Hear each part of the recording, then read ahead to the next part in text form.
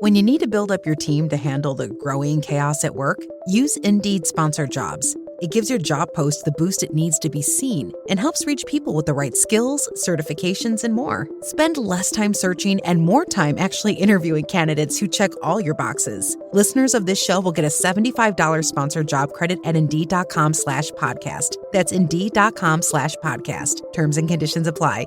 Need a hiring hero? This is a job for Indeed Sponsored Jobs. Morning decisions. How about a creamy mocha frappuccino drink? Or sweet vanilla? Smooth caramel maybe? Or a white chocolate mocha? Whichever you choose, delicious coffee awaits. Find Starbucks Frappuccino drinks wherever you buy your groceries.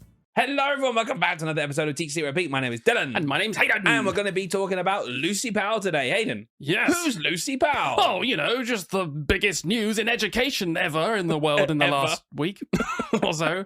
She is the new Education Secretary. Absolutely. So, as you all know, Andy Burnham's become Prime Minister. He's had a bit of a reshuffle. In this episode, we're going to be explaining to you exactly who Lucy Powell is, because I think it's important, if you have any kind of vested interest in education, that we know the people running it. 100%. That we understand what they stand for. We're going to go over her history, what she's done in the past, and our hopes for the future of education with her in charge. So, Hayden, I think we should start off by, I'm going to just summarize what's happened in the last week or so. Yep. So people are on the same page. Andy Burnham became Prime Minister on Monday, the 20th of July. Starmer resigned, and he became Prime Minister unopposed. Yep. So there was no one else in the Labour Party who met the threshold for it to go to a contest and a vote to see actually who would be the leader. So many people are saying he's been crowned the Prime Minister because it was rather just, you know, it was almost like ceremonial. We knew what was going to happen. Everyone knew it was coming, yeah. Exactly that. And Lucy Powell has been confirmed as Education Secretary, and that happened on the same day. So on that Monday, there were people walking up and down Downing Street getting the news that they were going to have this new job. Bridget Phillipson is the person she is replacing as Education Secretary. Now, Bridget Phillipson actually had two roles. She was Minister for Equalities and Women as well. Yes. She's continuing that role, so she's still in cabinet, but Lucy Powell is taking over as Education Secretary. Now, she's also Deputy Leader, Lucy Powell. And one of the things I found really interesting was in the pictures that you see from the first cabinet meeting that Burnham actually ran, Lucy Powell is directly next to him. Right. So it'd be very interesting. Maybe we'll talk a little bit about it later, about how that dynamic will actually play out. And does it mean either that maybe education is going to be put on a pedestal now, and she's obviously a huge Burnham ally, so they're going to be able to get more stuff done? Or potentially, does that role as deputy leader kind of eke into that time to do the job itself? Yeah. I don't know. Only time will tell. We'll discuss that later. But yeah, in general, one other thing I wanted to mention was Lucy Powell actually beat Bridget Phillipson in the recent vote to become deputy of the leader of the Labour Party. And it just seems, I don't know what the correct word is, but the fact she's now replaced Bridget Phillipson as well, it does feel like a really big statement from Burnham as for him to say, these are my people. I want them in charge of this, and I want Lucy Powell in charge of education. So that's the snapshot of what happened. What are your initial thoughts on that whole process in general? Like, let's skim over the fact that Burnham's become Prime Minister, because that is a separate conversation. But what's your initial reaction when you saw that news? Well, okay, just for context, because we might have a lot of new listeners. If you've been listening for a while as well, you'll know Dylan's the political one. He keeps way up to date more. I will get more of that fringe information. So for me, as someone who's not like super deep into it, as like you are, my first reaction was, like, we've just spent 2 years with Bridget Phillipson, who we interviewed in episode 200 and spoke to. There's an issue. We can no longer say we have interviewed the Education Secretary. I know. That was the one thing we've taken from this. Yeah, we didn't get that for long, really, did we, that period of time afterwards? My gut reaction was, okay, I don't really know who this person is. I knew the very, very basics, some of the stuff you just said then. And my gut reaction was, well, what is she going to do that's different? Like, is there going to be significant change? Like, really, what is going to happen? Yeah. So it'd be interesting to explore a bit more, because even you saying then about this dynamic of her being Andy Burnham's like almost like right hand person, you know, it made me think in that moment just then, okay, well maybe there will be more change than I had previously thought 5 minutes ago, purely because she's just a bit higher up and maybe has that influence. I don't know. So they're the kind of things I'm looking forward to talking about in this episode, basically. Yeah, I find it really interesting because I think genuinely you represent the vast majority of people in terms of you'd have heard of the name Lucy Powell at some point, probably.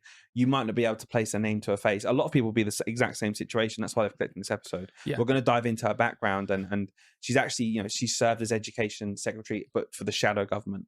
So like 10 years ago when Labour weren't in power. So she does have history. We'll go into it. But yeah, it's what you've just said there in terms of, I think the overarching feeling that I got from social media as well was a bit of exasperation, a little bit of just like, we've had about 10 education secretaries in roughly the last decade. That's mad, isn't it? Yeah, it's insane. So I think it's completely fair. And I do think the stock reaction being skepticism is completely understandable. And I think I'm in that camp personally, just to lay my cards on the table. Yep. Just skeptical about the how much it can deviate from the path that was going down anyway. Yeah.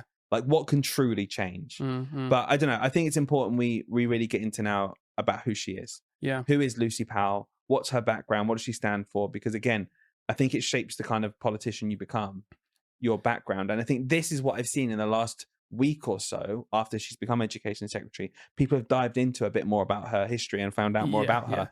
And it seems to me the vibe in general has been quite positive and hopeful. I thought what's that as yours? well. What's I yours? genuinely thought that. So I was going to say one more thing I have seen in like literally the last couple of days before recording this is obviously she made a bit of an entrance on social media as well. I saw the DFE and she did sort of some collaboration video of her sitting with down. Gemma Collins, like, was it? No. Someone did comment saying, "Oh, you should." I think it was Mr. Firth. Oh yeah, I think he said, "Oh, you should have done a frame for frame remake of the Gemma Collins video." That really cracked me up.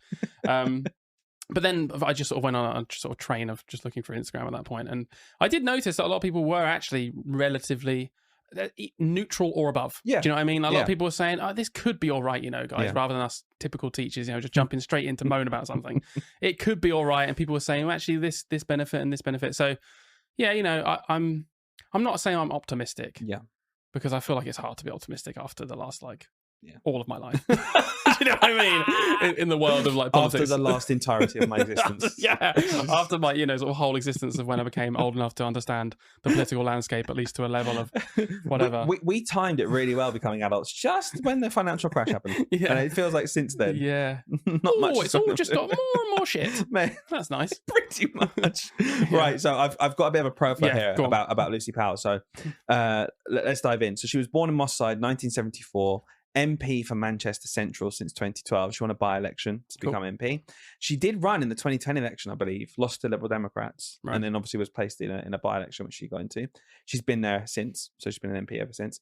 State educated, Beaver Road Primary School, and then she went on to further state education as well. Nice. I feel like people love that, by the way. I personally do. Yeah. I like that because I know this stat lives rent-free in my head. Yeah. 93% of people are state educated in this country. And if you look at the percentage of state education within our politics, it's way less than 93%. It's nowhere near that, is it? It's nowhere near that. So I always like that representation. And we always joke, we made a skit the other day, and there is like nuance to this, where we always joke about the idea that someone says, "Oh, do they have experience in education?" And people often say, "Well, I went to school." Yeah. Do you know what though? Yeah. When I went to school at a state school versus I went to Eton, right? It is kind of different though. Like, one of those people does actually have a lot more experience of how schools work. Yeah, honestly, that's a really good point. Actually, like just bundling them all into like, well, you've been to school, it's all the same. Yeah. I don't think it is. It's not. I don't think it is. No, that's a good point. Just I don't want anyone to be thinking now, oh, Hayden thinks that if you've been to school, you're well enough equipped. No. I don't actually think that ultimately, but if we're looking at that comparison, I do think experiences of school are obviously different based on whether you went to a state school in maybe a deprived area of the country compared to an elite private school. And even if you went to a private school that isn't elite and is just like, there's so many different ways of experiencing education. So she took further maths, physics, and chemistry. She got into Oxford. So she went to Oxford to read chemistry, did a year, and she hated it. Oh. So she actually left Oxford. Oh, no way. And she went on to King's College in London to finish. I know, right? To say no to Oxford. But I find that really interesting. Of course you did. Yeah, I'm sure. Yeah, and Cambridge, yeah. I said no to him, No, they didn't actually speak to me. I wasn't in conversation with them. It wasn't a two-way road. I just shouted. I drove past and went, no, I don't think I will. I looked at them on a list when I was at secondary school and went, no, thanks. But I did find it interesting. She spoke about how she felt like a fish out of water as a Northern State school girl doing science in Oxbridge. Yeah. And again, I can see why people hear these things and go, this is the kind of person I want in charge of education who has literally experienced that. Yeah, I think there's something to be said about you can be really good at a job and understand things and learn things about other people and be empathetic. But there is a ceiling to that, which is then if you've actually experienced it yourself, I think it just adds something to it. And reading that, obviously I don't like that she felt out of place in Oxbridge. I think that's something we can strive to change. I think it has changed a bit over the years.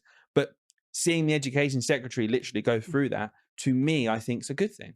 Definitely. I think all of this leans to me in terms of I feel like there's a relatable checklist that politicians always strive to have, right? And there's a million things that can make you slightly more relatable to the normal people, the folk. And little things like this, I think, do just people go, oh, okay, a little bit more normal. Oh, okay, a little bit more normal. It's more far removed from your Eterites. Do you know what I mean? It's different. But exactly. I heard, it's probably on your list, but I heard a lot of people saying she has experience in schools because her mother was a head teacher. Well, is that a thing? Yeah. Her mother was head teacher. She's in a family of teachers. She said everyone in her family is a teacher apart from my dad, who was a social worker. Right. So it's not quite the same as my dad was a toolmaker, which we heard a lot from his family. I know. But, it was great for the minister of to be the minister of tools and work. But she spoke about that. What I see more of is people not saying she's got experience in education because her mum was a head teacher, right? But more so people saying, almost batting off the lack of experience as an educator because her family have worked in schools. And, and we've spoken to a lot of people who say, my parents were teachers. It is genuinely ingrained in them in terms of a lot of them going to school with their parents, like in the holidays, do extra work and stuff. Yeah, I suppose so. There is a level to it, but I personally, I actually really push back against that whole narrative of, well, her mum was a head teacher, so it's okay, right? Not really. Like, if your dad was a surgeon, do you suddenly become better at being? That's what I mean. I think it's nonsense. Just to be clear, like I saw that and I laughed at people online. I was like, really? Like, come on. That is. It's not even. If there's a spectrum, I'm sorry, that's not even like 1 point up for me. Genuinely, okay. I don't think it is. Genuinely, do you not think? Because I think a little bit. This is what I mean about the small the small bits of information about Lucy Powell I've been reading, right? Yeah. I can see how it's built up into people having a bit of a hopeful picture. Just like we just mentioned there about, the fact she went to Oxbridge, didn't really feel like she fit, went off somewhere else. That on its own isn't me saying, therefore, she's a great education secretary. But I can say that lived experience of understanding that is going to help her when making decisions. I also do think genuinely that having people really close to you in your family who live and breathe the education system. Andy Burnham's brother is a geography teacher in a state school, in a secondary school, right? Yeah. I do think that in itself, I'm just trying to make up some silly link. You carry on, mate. My point is, I'm just smirking. It's just another little grain of just like, okay, if your mum was literally a head teacher, you do have more understanding than someone whose parents were just like insurance brokers. Do you know what? I'm going to change. For me, it's not even understanding, maybe empathy. Right. You have a bit more empathy, perhaps, because it's such a close human connection. But surely to you. Understanding as well. Maybe. I don't know. You speak to your mum. I know you don't speak to your parents, but I'm joking. I do. I know you do. It's just being hard for no reason. But I can imagine, like having family member who works. For example, Rory will grow up, and I will speak to him about all my experiences in school, and he will understand that, and he will have that point of view of, oh yeah, these things were broken. That didn't quite work. Oh, my dad did this because of that reason. Perhaps. I'm not saying it equals best, but no, of course. I do think it's something. It's something. Exactly that. If I had people lined up, had lots of experience in education, family are all teachers, absolutely nothing to do with education ever. Yeah. There's clearly a line of priority there.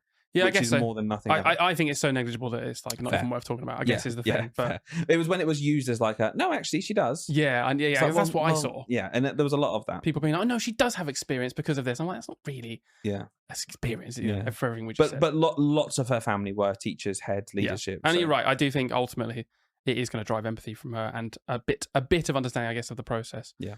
Of how it works and how they feel perhaps as family members if they speak to her all the time. This episode is brought to you by Mathszoo. Here's the daily reality for most primary school teachers. You want your class doing focused arithmetic practice every single day. But finding the exact arithmetic questions at the right year group level, at the exact right small step, eats into time you simply don't have. You end up cobbling sheets together, photocopying old ones, or rewriting questions on the board. So we built something to fix that, and it's completely free for school staff to use. It's the Mathszoo worksheet generator, where we have mapped out every single small step for arithmetic from year 1 all the way up to year 6. Click into any topic, drill down into a specific small step, and generate as many questions as you want. And no, it's not AI. And because it's so granular, you can plug exact gaps, exchanging across different digits, adding fractions with different denominators or denominators that are the same. It's all there. Choose however many questions you'd like, print the worksheet off for your class to complete, or simply snip it onto your whiteboard for daily arithmetic practice. The whole thing takes seconds, and like I said, completely free for school staff. Just click the link in the description below and get using it with your class tomorrow. Precisely. Yeah. And again, one last thing about her own children literally go to the same school she did. So very nice. Local, state school. Yep. And again, that little grain of just, live by the sword, die by the sword, live by, going to state school, children go to state school. How many politicians do you know who are on the front foot saying, yes, state school is the best, it's the most important, we're going to really fund it, and then their own kids go to private school? Yeah, of course. Do I understand why you've made that decision for your family? Of course I understand that, but she's at least living and breathing what I hope will be her message going forward. I tell you what, there's not much more of a motivator is there to improve state education than your own children being in that system. Yeah, is I guess how I take that, completely. Which I think is great. So there was a lot of talk. That's kind of her profile, and I think that is a decent, good profile. Yep. In terms of someone who you're going to pick to be your education secretary. I can see why there's hope. I can see why people are thinking, right, this might actually work. My question to you is very specific now, because I did a video recently saying, if you become education secretary, should it just be the most simple of prerequisites that you have some experience working in education? Okay. Now, we'll talk in a minute about what she said about schools. She literally has worked as the shadow education secretary under previous governments, like we said earlier. Ignore all that for a second, okay? Just based on her profile, do you think that it should be a prerequisite that because she hasn't literally worked in education, whether that's in college, in primary school, in secondary school, working with apprenticeships with businesses, whatever her role hasn't entails, had a job role of doing that, do you think that's enough to say, therefore you shouldn't have the job? Or do you think it is just more nuanced than that? It's so funny you asked this, because genuinely last night I don't know what got me into this hole, but I was just randomly deep in my mind thinking about this because, and I'll just preface this with, I feel like on the internet, the answer is very unanimously, yes, you should, for Christ's sake, why have we got another person that hasn't been a teacher, hasn't worked in one of those positions you said? And then that led me down to thinking, I was like, do they really need to actually? Because I was then reflecting on our chat with Bridget, and obviously we learned quite a lot about her just through that process of those discussions, and the fact that she was EdSec for so long, a couple of years. We did so long. Episode 200. It's episode 200, by the way. Yeah. I also love that so long to me is a couple of years now. I know. Bridget was EdSec for so long. Well, if you just go off context clues and what's happened, she was. Yeah, I know. That was a long stint. It's crazy, isn't it? But then I was like, do you know what? She did, and I'll give her credit, she did go to schools all of the time and constantly talk to people on the ground and across a variety of schools. And I was like, would her experience of doing that for a couple of years actually trump my experience of working in just 3 schools as one single job role? And I was really going back and forth in my mind of like, I don't think, okay, here's the conclusion. I don't think you need to have worked in a school to be the education secretary is the actual conclusion I came to, which I don't think people will like to hear. Do you think you don't need to have worked in education remotely to be education secretary? Now, here's the thing. Again, I'm just gonna expand on this because it seems to me cyclical, this reasoning that I've seen, which is if there's no experience whatsoever before, a lot of people are saying that's not acceptable. How can you possibly run it? I think I lean towards that. I'm like, how can you literally walk in to be the leader of education in the country when you've had literally no experience doing education? Yeah. That feels right to say that. And I do genuinely, and I've thought about it more than just that one sentence, and I still do lean to that side. I do really think that there's so many MPs out there who do have experience that I think her allyship with Burnham and her seniority in the party has trumped her actual experience in education. That's my genuine thought. But there are some people who, again, look at Lucy Powell's history, look at the fact she was shadow education secretary for 9 months in 2015-16, and they'll say she has got experience in education. She was shadow education secretary.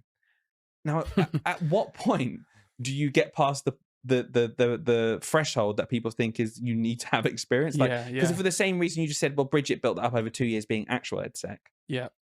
Well, then she definitely had that. She's got more experience than Lucy Powell. Who you can't just point to 10 years ago and say it was 9 months. Yeah, she had 9 months of shadow. Yeah, it's like, oh, it's okay. She worked in education then. Well, she's just done what you explained, which was get the job with no experience and then learn, which people are saying is acceptable. So I completely understand your point of view as well. One. It's a weird one because I agree, because I've got two lines of thought, because I do think in such a prestigious role where it's supposed to be the best of the best and really intelligent and very, very highly intelligent, hyper capable people, I do think could quite quickly, and by quickly I mean in a matter of months, learn how the education system runs, get in there, don't necessarily have to be a teacher, but get involved like Bridget did in the schools and genuinely learn enough to make really good decisions. Especially if we know it's a long-term role. Exactly. Right? The issue does get exacerbated when there's chop change. And I think what you're saying there is, it did feel, whether you agree with what she was doing or not, Bridget Phillipson had learned a lot about education in that 2-year stint of being, and so to cut that off immediately and just start again, that I think is what's frustrating people, and that's what leads people to say, for goodness sake, if it is going to be chop change, give them the experience beforehand. Don't let them learn on the job and then just change it again on the whim. But here's the flip side. Equally, if we listen to a lot of the things that Bridget said and a lot of the reception from people to the stuff she said, basically everyone was frustrated with her being completely out of touch, and all the decisions and things she was saying, people were saying, this is totally out of touch. What are you talking about? Right. So in the same breath, she spent loads of time in schools talking to leaders, and either one or two things happened. She did learn it and she knew really, really well what the challenges were in schools, but made decisions on a different level that didn't actually satisfy these needs. But she knew that, and she was actively thinking, either I don't want to, or I'm limited by other factors in this party and I can't make these changes, or she genuinely did not pick it up properly. And actually and then it leans more towards the argument of, okay, maybe we should make sure people have had X amount of experience as a teacher or a head teacher or whatever it is. So in all honesty, I don't know. Like, I feel like theoretically and ideologically, I don't think it's crazy that someone could be a really good education secretary without having been a teacher. Yeah, I think that is possible. Yeah. But I understand in reality when it is the most prestigious role, and there's probably 100,000 people that in this country that, you know, if they applied themselves correctly, could push for that role. We're sport for choice, so we probably should, at the point of choosing, be like, oh, shall we pick one of the people who has worked in a school in their past career or something? Like, I can see why people are frustrated about that, because why would you not pick that? Yeah, and the DFE is a machine at the end of the day. Like, they're the leader and they're the beacon and they're the symbol, and that's really important. And I think that symbolism of the leader is another reason why people lean to, okay, if they are going to be the symbol and the head of this, make sure they've got experience in it then, because they are acting like that. Yeah. And then the people, you know, the machine that keeps whirring. A lot of the civil service in the Department for Education will just be continuing to work for the civil service in the Department for Education, no matter what's happened at the top and the shuffling and the changing. Yeah. So when it becomes like a symbolic role as well, I can see why people think, well, that symbolic role needs to be led by someone who's to be seen as putting their life to education. Sure. And I think I do sympathise with people who are frustrated by the idea that it's just another politician who in the next reshuffle might move again. Yeah. There's two conversations going on here, which is, can you be good at the role with or without experience of education? I genuinely think I agree with you. I think you can be good with it, and I think you can be good without experience, and I think you can be bad with experience. Yeah. I don't think it necessarily means that you're going to be great or whatever, whichever way. But I think the other conversation is just the way the system works right now is exasperating. And when you do genuinely start again, whether we disagree or agree that you can learn to be good as education secretary, you're looking at 2 years max. Yeah. And that's not just like, oh, you're just looking at the last couple. I'm looking at loads. I think the last time someone did more than 2 years was probably Gove.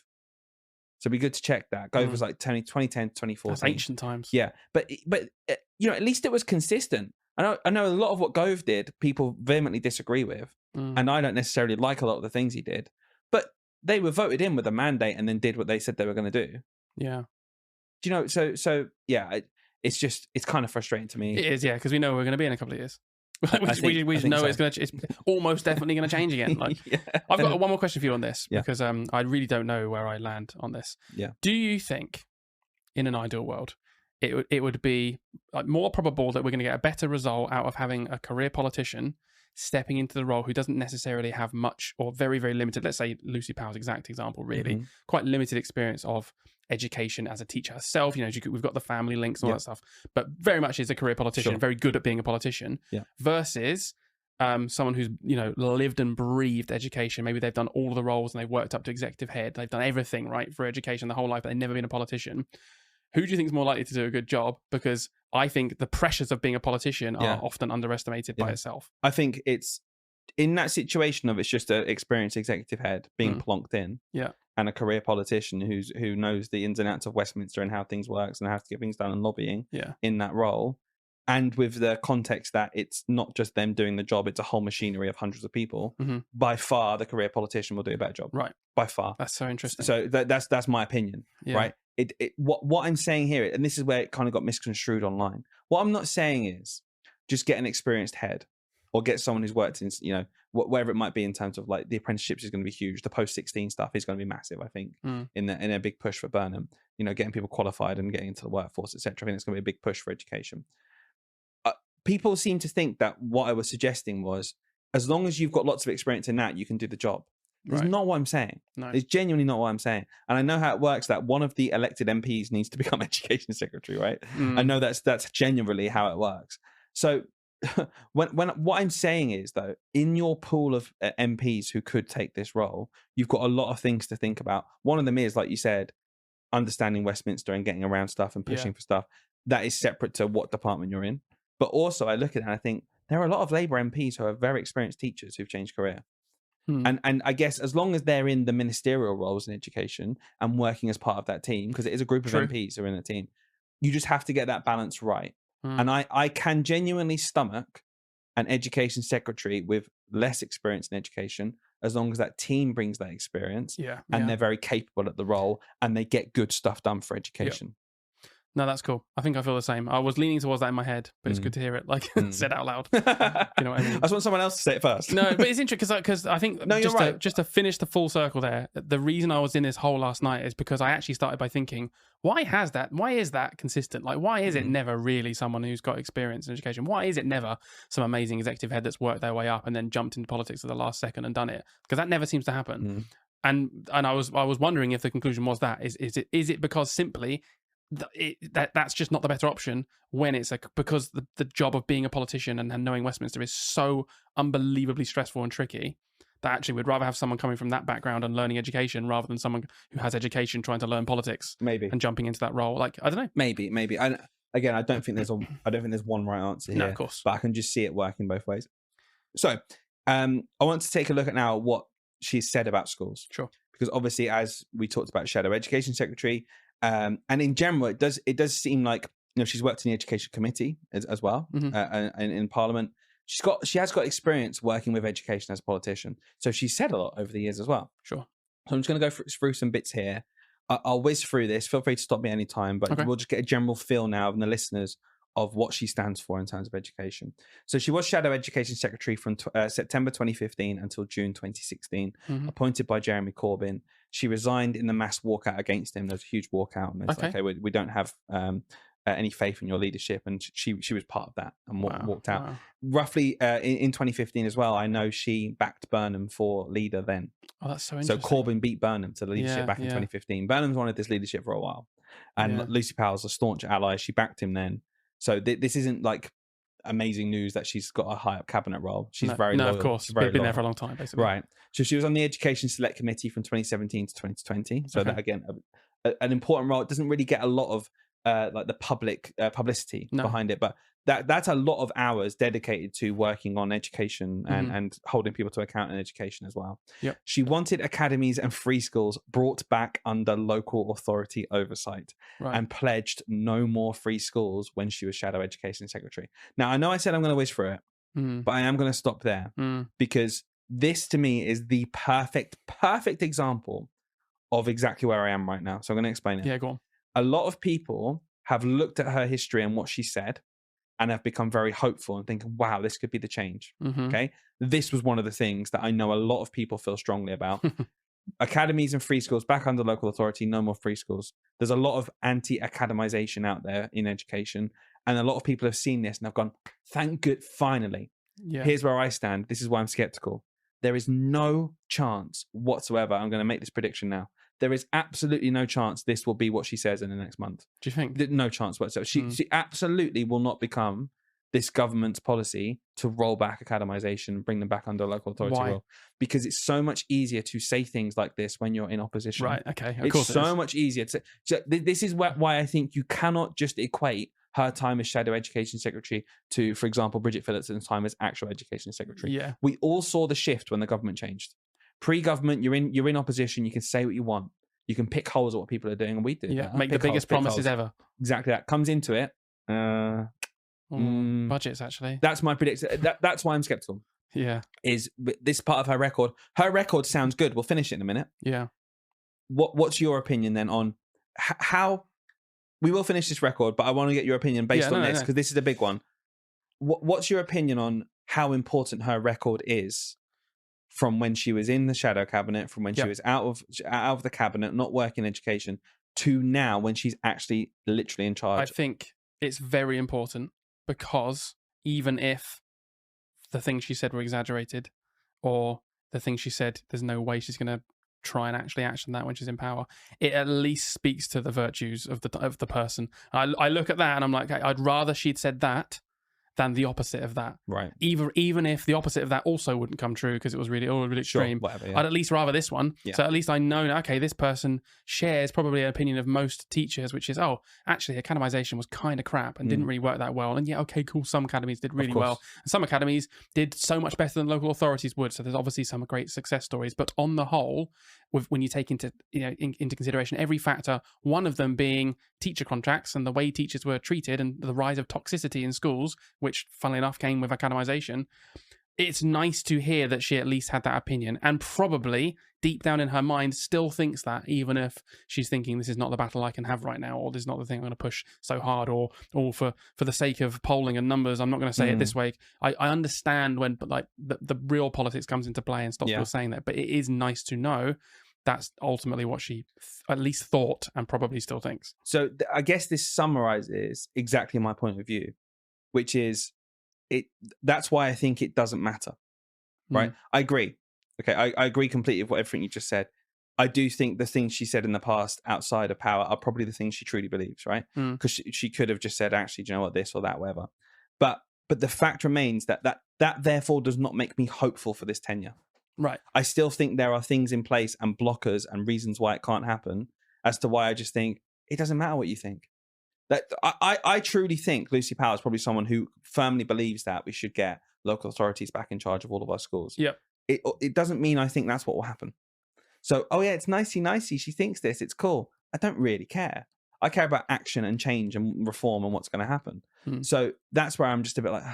It's interesting because I feel, for me, that a lot of the hope is more just based around the character of the person. That's fine. And the sort of the hope that they will, because of their character and their virtues, will make some decisions in the right direction, even if they're not the best decisions, but in the right direction rather than at least the opposite direction. So to me, stuff like that goes, okay, I'm hopeful that this person is more likely to make the right decisions than if they had said the opposite of that 10 years ago. That's the way I'm looking at it. I agree. I guess what I'm saying is I've just looking on the outside in, I think the machinery of the Treasury and how much funding there is and the overall government outlook on things is the ultimate bearer of what happens. Like a lot of the time. And a lot of stuff's happening, like I know as people like to say a lot of the time, there's more wraparound care now, there's more funding, there's more breakfast clubs, all that kind of stuff does come with money. And they were choices. And I agree with you, someone else with a different choice may have gone down a different route. It just doesn't fill me with, it's going to be fixed suddenly. No, I agree. I don't think that her saying that about academisation means that next month there'll be a new policy of reversing academisation. That's all I'm saying, I suppose. Well, one of the things that, we tried to get Bridget to say, and obviously we couldn't because she's a politician, what we really, really tried to get Bridget to say was, ultimately though, even though you want to make all these changes, are you totally, totally blocked by the fact that you don't control the budget and you only got a certain amount of money you can work with and you've got to find savings to make other changes? Like, we were really trying to get Bridget to say that because she was very happy to say, we've put this much extra money into this and we've put this much extra money into that, but wasn't equally happy to say, by the way, we're saving £2 billion by just by removing EHCPs from everybody. Like there was stuff like that where I'm like, because do you know what? Probably deep down you didn't want to do that. And you also can't say now, Rachel Reeves wouldn't let me do it. Right. Like stuff like that where I'm like, I would love to be able to have the opportunity now to go and speak to Lucy and say, look, these are the questions. We spoke to Bridget literally weeks ago or months ago at this point. And we asked her these questions and these are the frustrations people had. Here you go. It's your turn. Is it going to be any different with you or are you just going to say the same old shit? And I would love to I'd love to have that conversation and see what happens because then we can really make our mind up. Listen, what we'll do is we'll be outlining our outlook in the next few weeks. We'll be seeing what the position is and we'll do what we can. Okay. All right. That's you've just summed up essentially where I'm at, which is just why I'm not like brimming with the excitement. I hope things change. I just don't know what they were. Anyway, let's continue with the things she said, because I love this one. She called primary SPaG tests ridiculous and said the accountability pendulum has swung too far.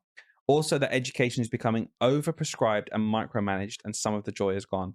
Very true. Could have just taken those words out of our mouths. Yeah. And I think, again, a lot of teachers look at that and they go, wow, yes, cool. They're already reforming the curriculum. The curriculum reform is on its way. I think they're going to do a lot of reform with the SPaG test. I think I've read about that. They said they're going to sort of scrap the GPS so I think they're just going to literally, So that's going to align with what happens, and I think that'll be a good thing. That's for sure. And this is a big one. Argues that league tables and Progress 8 measure a school's intake and who's actually in the local area of the school more than its actual teaching, which stacks the odds against disadvantaged areas. I mean, yeah. Completely true. We've been saying that for 3 years on this podcast. So here's my point now. Great. I get it. I understand it. What we need to see in the next 3 months are these things being addressed directly, in my opinion. Very, very directly addressed. I want her to come out as education secretary and say, league tables are broken. The way we judge schools is not right. Yeah. We're going to fix it by doing this. It's not fair on the most disadvantaged children. Plan. This is our plan. This is what we're going to do. This is a choice that we are making because it's broken. I can't see this league tables and Progress 8 thing being something that costs the Treasury billions and billions of pounds. No. This is something I think that I'd love to be able to look her in the eye and say, what are you going to change then? Yeah. Because this is a how we do thing. It's not a how much, but it's a systematic change that can change. Okay, what we're going to do about league tables? You said it's got this problem. It does this thing. What are we doing about it? And if the answer is anything other than, we're going to get rid of it. Yeah. If the answer is, well, we'll look at it. You've already looked at it. Yeah. One of the big things people are saying is a real pro that you're in is that you've already looked at it. You spent years and years doing it. You said this 7 years ago. So don't tell me we're going to look at it. What's your plan? Andy Burnham's been planning for 10 years to be leader of this party and be prime minister at some point. Yeah. He's gone through this whole thing knowing that he'll become prime minister. What's his plan? Yeah. You're a huge staunch ally of his. A lot of the people around Andy Burnham, the mayor of Liverpool, was on television the other day saying he knew what was going to happen in terms of what Andy Burnham's plans are for the cost of living. We don't know. No. The electorate don't know. No one voted for this. So you need to really quickly outline exactly what you're going to do to make these changes and not just ride the wave of popularity. I'll tell you what, it'll be a good test, because if these are the things that she was so passionately speaking about, up to a decade ago, and has had all this time to think about what she would have done if she was changing it. If we don't see changes on at least these these couple of things here, then what do we expect? Can I just say one thing though? And this is where I'm going to see what direction this goes in. The SEND white paper very recently spoke about how all schools should be in trusts, right?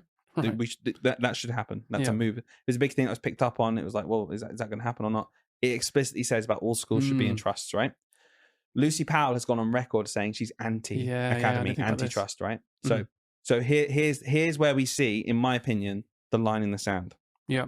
Either we just carry on with what the white paper says and it goes against all of her record, and we just go down that route of just all schools becoming academies, in which case that tells me, cool, doesn't matter who's in charge. We're going down the route we're going down. All of the stuff this she said. Is all pointless. She's just we've lost all the experience that Bridget Phillipson had, and now still going along with her plans that were unpopular anyway. Or she comes in and she says, this is changing. Yeah. This is not going to happen. I'm vehemently against this. We're going to make sure this doesn't happen. Either she has the power to do that or she doesn't. Or she does have the power to do that and she chooses not to. This, to me, genuinely will be what I can look at and go, okay, I judge you on that then. Yeah, that's really interesting. So the white paper is the thing you're going to be looking at and seeing what she does with that. Are we going to see fundamental change to back her record up and make sure that people's hope is actually in the right place, restored? Or are we going to see it just be knocked down again? Yeah, because within 3 months we just know we're going down this road anyway. It's just a new head at the top. Yeah, that'll be very interesting. Very interesting. So alongside that, I think her in tray is quite big. Yeah, there's a lot of things going on in education right now. I just touched upon the SEND white paper. One thing I will say is that a lot of the questions, and this is not a joke now, genuinely, if you're listening to this, go and listen to the Bridget Phillipson interview, because the things we raised there about the SEND white paper are still my concerns now. Yep. The loss of rights for the family in terms of tribunals, free HCPs, etc. Yep. The stealth savings that we'll see across the board, the lack of what I see as actual provision for children and just saying it's okay, it's inclusion, we'll just get them in mainstream school. It's not going to work properly for a lot of people. I still have a lot of worries with that.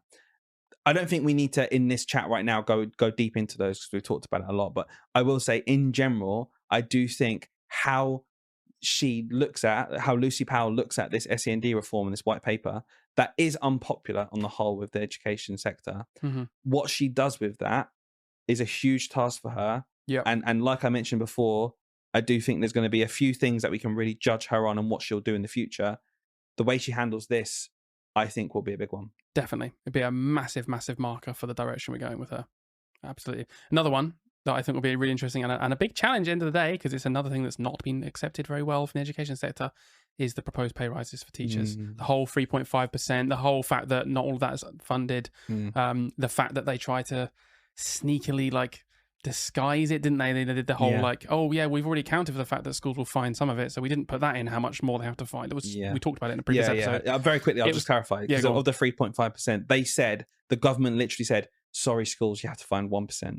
But what they didn't say was that of that 2.5% they're saying will be funded, 0.8% of it was them saying, but schools already have an excess, so we'll just use that as well. So essentially, if you just looked at it in the cold light of day, 1.8% has to come from existing school budgets. And the way they tried to kind of hide that didn't go down very well. It was just stupid. I don't know why they keep doing stuff like this, because it gets instantly exposed and goes instantly viral more than any good news ever, because people like bad news. So I don't know why they do it. It never works out well for them. So that's another tell, I think. It'll be interesting to see if Lucy Powell even addresses this or just lets the pay thing go and just rides off the wave of, I'm a new leader, so we don't talk about this other thing. I think she should talk about it. I completely agree. And I think it would be very tempting on a few of these issues to say something along the lines of, look, I'm the new education secretary. I'll be putting you guys first. I think school budgets are really important. Let's move forward from now. As if to say, we've inherited this. I know my colleague, she's still in the cabinet, Bridget Phillipson, with me right now, and I'll never say a bad word about her, but just make the point of just but I'm here now, fresh start, let's go. No, it's the same Labour government, I'm afraid. I know it's a new Prime Minister. No, technically a new government, new people.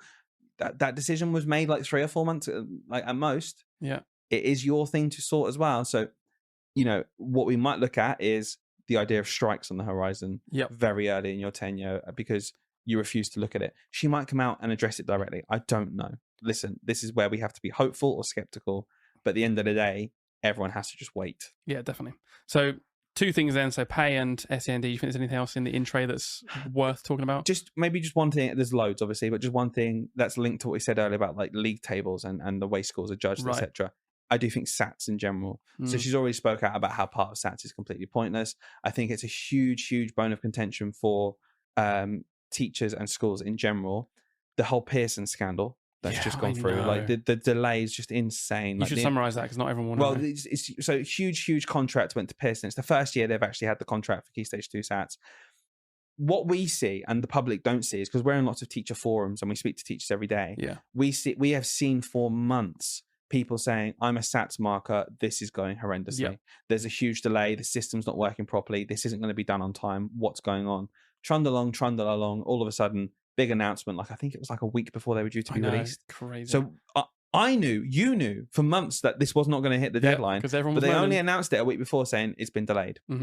So Pearson basically have completely fudged it. The system for marking SATs is horrendous. Teachers spending hours and hours and hours of their time just getting the systems to work. It's just insane. It was a private contract. Pearson have completely messed up. Tens of millions of pounds of government taxpayer money's gone into it. It's a complete mess. Add to that the whole point of SATs in general just being such a stress for children. There's a huge push at the minute just to say they're too young, just scrap them completely. I think in general, again, if we look at the background and profile of Lucy Powell, one of the reasons people are quite optimistic about her is because she strikes me as someone who would be on the side of teachers to say, too much assessment for kids, let's sort this. So I want to see what she does for that in the next few years. Does nothing happen? Does something happen? I don't know. But to me, the pay, the SATs, the SEND reform, I'll be looking very closely at what she does with those. how they differ from what's already been happening, and how closely they align with what it seems like her personal beliefs are, to judge her as education secretary. Exactly that. She has an amazing opportunity here to really, really finally get on side, or at least a bit more on side with the educators. Because I tell you what, those three things, pay, SATs and SEND, are three things that teachers are, and any education staff are screaming out about at the moment, and have been for so long. And people are so ridiculously frustrated with the people in charge for just not actually properly listening to them. So, yeah, Lucy Powell, we've heard your opinions on it in the past. They do seem to align quite well with what teachers think and have been annoyed about for the last ever. So it'll be interesting to see if you come in and suddenly change your mind about how important those things are, or double down and say, yeah, I've actually got the chance now to make the difference that I've been talking about that aligns with all you teachers. And do you know what I'd love to see? I'd love to see this, because, again, I feel like these people feel like they're the forgotten people of education for the right reasons, because they've not been given appropriate pay for the job they're doing. Are those teaching assistants? I would love to see someone in an education secretary come out and be like, this is unacceptable. Yeah. Just shine a light on the actual work these people do in school, because I still think the average Joe just thinks they come into school, have a jolly, put up a display, have a cup of tea at the back of the classroom and go home. That role has changed immeasurably. It's not the same. Immeasurably. They're essentially teachers a lot of the time. Yeah. Oh, but if you want to be a teacher, just go and get qualified. Shut the up. You're a idiot. Like, you don't know what they're doing. It's just complete nonsense. I'm not saying, it winds me up, these people who don't know what they're talking about. Just dismiss them as just like, you're a teaching assistant, so what? You don't know anything. Oh, you just haven't got a clue what you're talking about. You don't know what they're doing in school. And if you think that, you think, oh, it shouldn't be teaching assistants, so of course they're not teachers, then you need to completely change the job role, because they're being treated like teachers, expected to do stuff in their own time, expected to teach lessons, plan them, mark them. Yep. A lot of them do an amazing job, but they are not remunerated whatsoever for it in a way that's acceptable. So I'm not saying it should be in the same wage as a teacher. I don't think anyone thinks that, but the gap is outrageous. When Lucy could just do what every other politician's done, including Bridget very recently in some of her interviews, which is just say, just acknowledge that we know how important TAs are. They are the back. We know they're the backbone, and then say absolutely nothing else. And say nothing else after that really means anything. These people are vital to education. Goodbye. So that's why we've got free breakfast clubs started, and it's like, what are you talking about? I agree though. I feel like it's never. I honestly can't point to any part of history where I can think of like a politician saying genuinely, passionately how they're going to reform education for teaching assistants. Exactly. Like they'll say, oh, they're important. Yeah. Whilst continuing to know that they're getting scrapped by the changes they make, knowing that the cuts that they're doing to schools will directly mean that schools can employ less TAs. I've genuinely never heard anyone stand up and passionately talk about the impact they have in schools, why we should keep them, why we need to save the job, what we need to do to improve retention, how we need to increase their pay, how we need to increase like make their work conditions better. No one does it. And for me, last week we went to our old school. We went to they're having a party at the end of the school year to celebrate the end of the school year, but also a lot of prominent staff members were either retiring or leaving. And it was really nice just catching up with everyone who we've not seen in a while.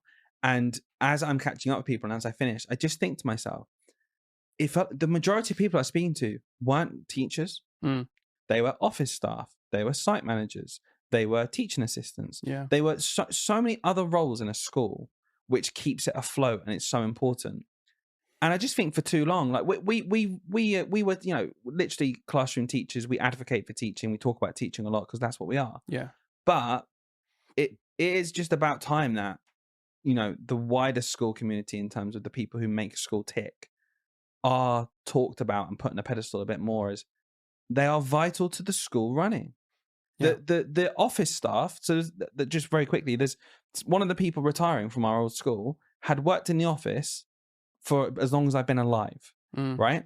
They are the face of the school to parents, right? Parents will spend, it's a junior school, 4 years of their life interacting with this one woman. And she is the face of the school to them. She is integral to that school. She is that school more than nearly anyone in the whole of the building. And it just feels like it can just have this idea of, not important. Vital. She's what makes that school tick. So it would be nice to see someone who's in charge of education come out and just be like, just be a voice for those people as well. Yeah, definitely. Not just token appreciation that we've seen, an actual voice. 100%. Definitely. So just to finish up then, Lucy Powell, Education Secretary, I really do genuinely approve of her profile, what she said in the past about education. I don't necessarily think, oh, she's going to be awful. I hope she's going to be good. I'm skeptical about the machine and the way it works and how much change can actually happen no matter who's in charge, I suppose. And I hope that work she's done previously in the education committee and being shadow secretary for education has helped her to understand the role, and she can come in and hit the ground running in that machine. Definitely. I think there's a good chance it has, and I'm going to remain hopeful because I think we need a bit of hope in this situation. And yeah, let's see what happens. Let's see what we do. And when we have a chat with her soon, which hasn't been arranged yet. I did tag her on Instagram. Yeah, okay. We'll keep doing this. I'm going to say when we have a chat because I'm confident we will get the opportunity to do that. We'll find out a bit more. Precisely. Guys, hope you enjoyed that. Please follow this podcast. We've got more on the way. I'll see you next time.